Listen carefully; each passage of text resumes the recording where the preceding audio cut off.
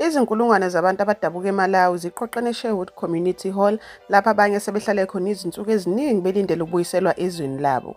Kubikwa-ke ukuthi bangaphezu kuka-7,000 ka-10,000 abantu abalindele ukusizwa ukuthi bebuyele eMalawi. Le nkinga iqale ngemuva kokwanda kokungezwani ngendaba zabantu bokufika eSouth Africa. Abanye abantu-ke baseMalawi bathi basabela ukwesaba nokungaphephi ingakho befuna ukubuyela ekhaya ngokuzithandela kwabo.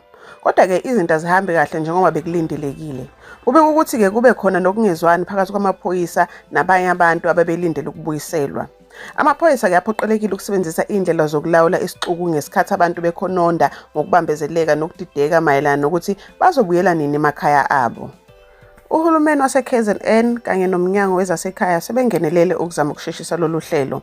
Sekuhanjiswe amakhulu abantu babuyiselwa eMalawi ngamabhasi, kodwa-ke iy'nkulungwane zisahleli eSherwood zilindile.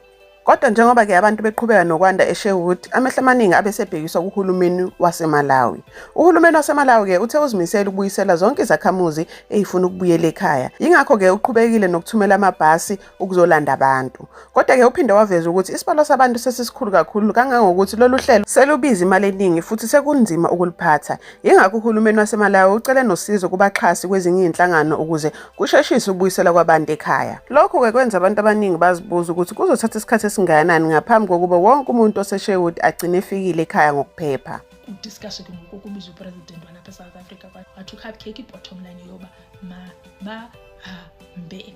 Kwathiwa but ugovernment wabo Cupcake akezi azobathatha ngokuyinto esizayithini le, wathi masibaxothe masibahambiseni thina ngokwethu. Kuthiwa yasuka i-directive from Cupcake yaya kuminister, yasuka kuminister yehla bantase yade yayofika eSherwood. Kanti-ke phakathi kwesiphithiphithi esasikhona eSherwood kuvela nokunye ukukhathazeka.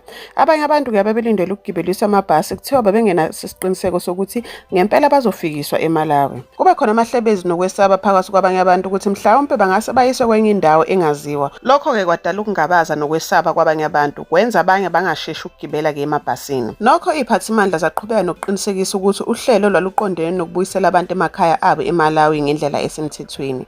Kodwa-ke ngenxa yokwesaba, ukudideka sabalala kwamahemihemu, isimo saqhubeka nokushuba phakathi kwabantu ababebuthene eSherwood. Umbuzo-ke abantu abaningi abanawo uthi ngabe lesi simo sizophela ngokuthula noma sizoba sibi kakhulu njengoba iy'nkulungwane zabantu zisalindele usizo. Nibona kanjani nini? Ningashiya-ke imibono yenu ngenzansi.